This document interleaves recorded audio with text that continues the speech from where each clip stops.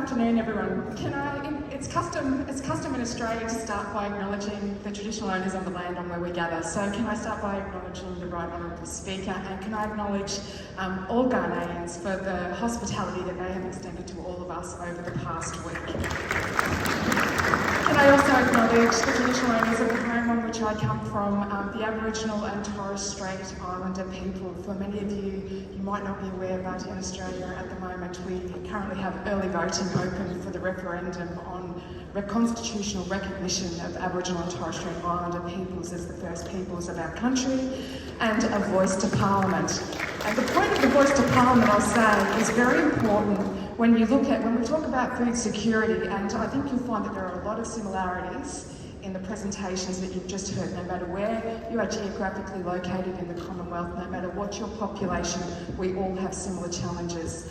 In terms of the most vulnerable in our community in terms of food insecurity are our Aboriginal and Torres Strait Islander, taking up over 24% of that vulnerable cohort.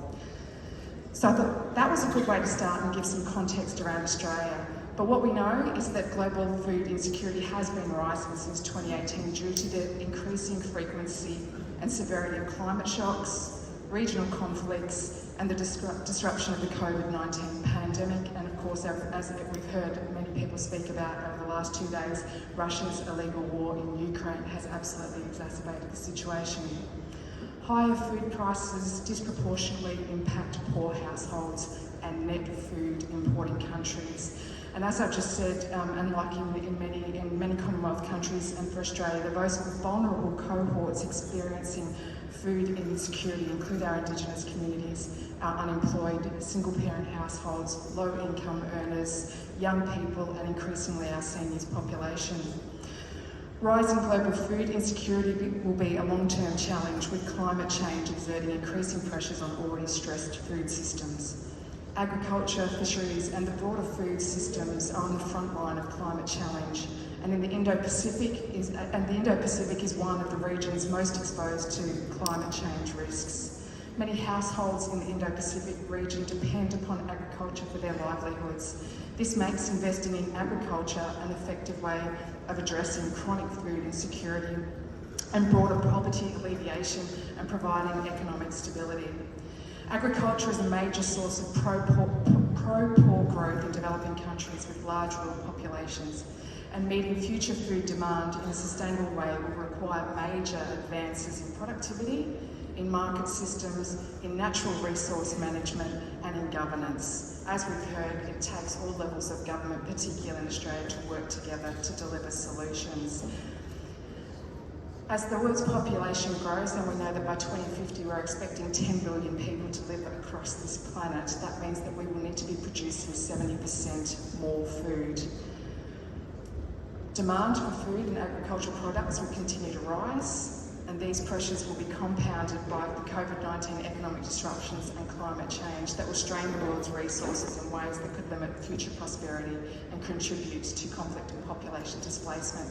And I wanted to talk a little bit about in terms of agricultural production, and we know one of the important things that we need to be focusing on is how do we increase fertiliser efficiency, finding ways to reduce the nitrogen loss to the environment, which is not only problematic in terms of delivering more sustainable agricultural produce, but the impacts that that has on our environment. I know in Australia we have the ARC Research Hub that's a collaboration between the University of Melbourne, the La Trobe University, Incitec Pivot, one of our big fertiliser companies, and Elders Rural. So I think it not only does it take all levels of government to come together, but the private sector and our universities and our academics to find the solutions to these challenges that we all face.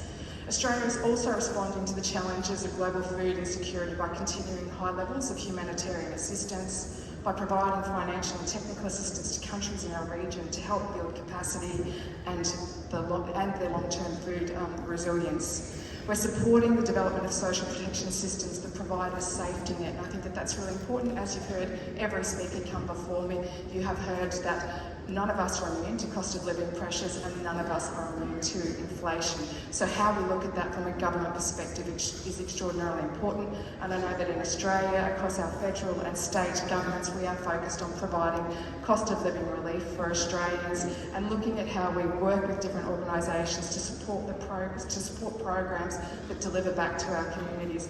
Organisations like Food Bank and Second Bite that also looks at food waste, because that's a big part of this. It's one of the prongs to the solution, is how do we actually look at doing better with our food produce. So I know our governments are working closely with organisations like that across our school systems, initiating breakfast clubs and working with local community groups to provide local solutions. We're also advocating in a global sense to open, transparent, predictable agricultural trade for avoiding export restrictions on food and fertilisers.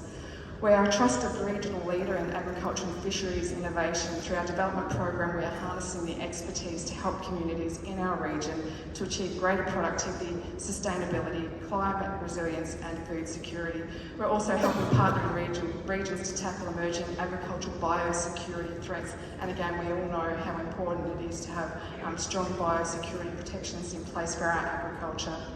Our approach is built around strong and enduring relationships with the aim of scaling out beneficial farming and fisheries technologies and approaches. And I know in between CSIRO and in Queensland we have the Department of Agriculture and Fisheries that are playing important roles in delivering that technology and innovation for us to all share. We work in partnership with governments, the private sector, NGOs and other community partners, and as well as with regional organisations and other donors. Australia is advocating a comprehensive approach to agriculture and food security that targets the immediate needs of the poorest, while also strengthening the foundations of agriculture industries through improving agricultural productivity and opening markets, market-orientated economic, trade and agricultural policies. Good governance and infrastructure underpin private sector investment in agricultural innovation. So in closing, as you can see, we're supporting a number of ways, but we absolutely all need to work together. That is all levels of government, both globally, both locally at home, with the private sector, with our academics and their experience and their knowledge.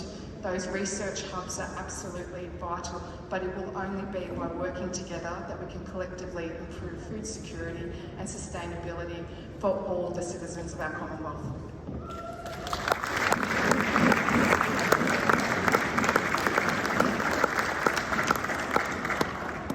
Thank you so much, thank you.